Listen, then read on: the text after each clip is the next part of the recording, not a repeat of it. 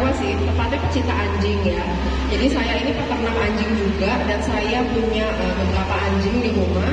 Kebetulan waktu itu kisahnya ada 2 kasus. Yang pertama itu anjing saya sakit dan saya sudah ke dokter nih selama 1 bulan, ganti 5 dokter itu tidak sembuh-sembuh. Nggak sembuh-sembuh gitu ya?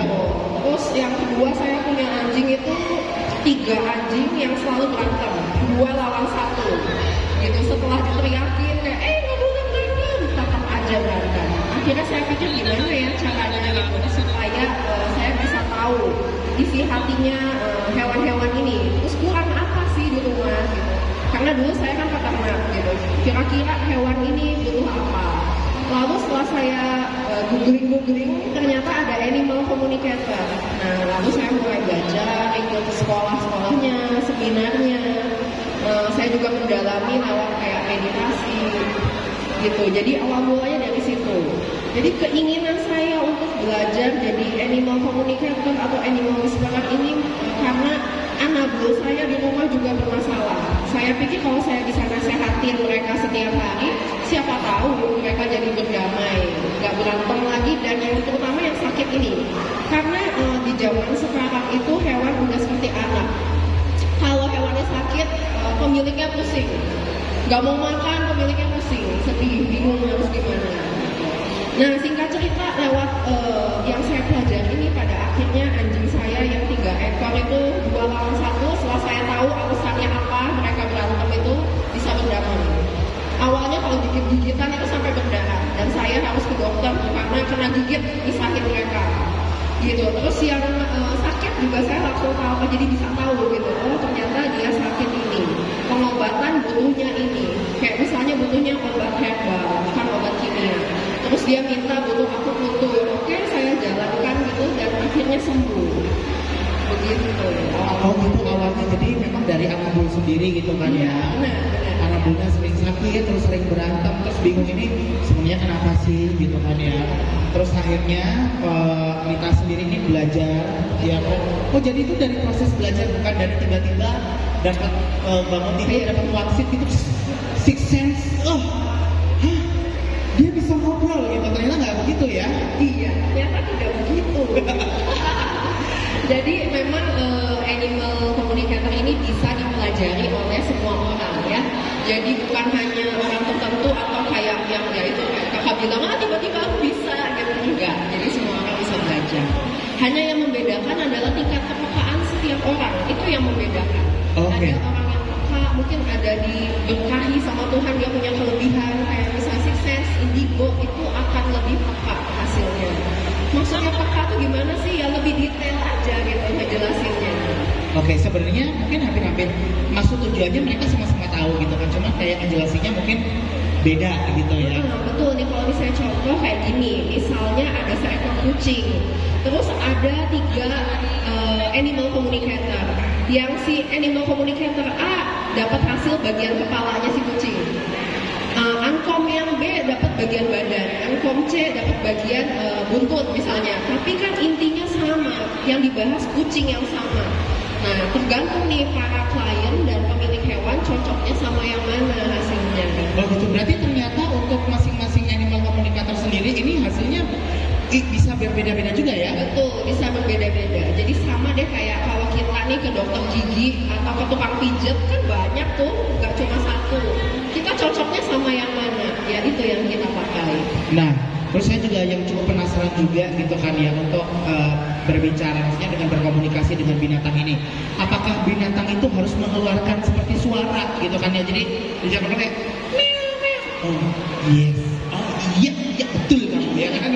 Atau tapi kan ada beberapa binatang yang tidak bisa nggak ada suaranya. Contoh kayak iguana ini ada suaranya nggak? Nggak ada gitu kan. Kalau ular gitu kan, kalau mungkin ada nggak? Ya gitu kan. Kayak nagin ya. Ya oke. Kalau binatang-binatang yang lain gitu kan kayak nggak ada suaranya gitu. Nah, berarti cara komunikasinya seperti apa? Kan memang dari suara atau gimana tuh? Ya, jadi ini sebelumnya saya mau jelasin juga animal communicator ini bisa untuk semua hewan. Oh, untuk semua hewan? Yes. Apapun? Iya, semua hewan apapun. Serangga? Iya, bisa. Even Semua hewan. fly? Bahkan kemampuan ini pun bisa untuk tumbuhan juga bisa. Gitu. Jadi semua makhluk hidup bisa. Tapi nggak kayak orang stres gitu nggak sih kita ngobrol sama tumbuhan kaktus gitu? Kamu kaktus? Jangan. Terus orang lihat, ini kenapa nih Mbak ini? Tapi ada loh penelitiannya, kalau tumbuhan yang sering kita ajak ngobrol dan diungkapkan kata-kata positif, dia bakalan tumbuh lebih subur dibandingkan yang suka kita marah-marahin.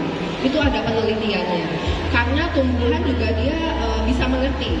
Kalau kita omongin kata-kata positif, ada energi yang masuk. Nah, itu yang bikin dia tumbuh lebih subur.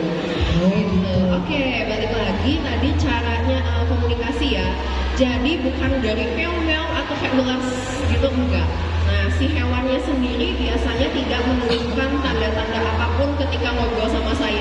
Ibaratnya nggak kerasa apa-apa. Tapi pada beberapa hewan, pemiliknya itu cerita nih sama saya, Ci, ini waktu ngobrol sama Cici dia kupingnya gerak-gerak gitu. Dan kayak ada yang bengong, ada yang tidur pulas, bahkan ada yang lari-lari juga ada. Beberapa ada menunjukkan perilaku yang berbeda. Kebanyakan itu biasanya tidur lelap.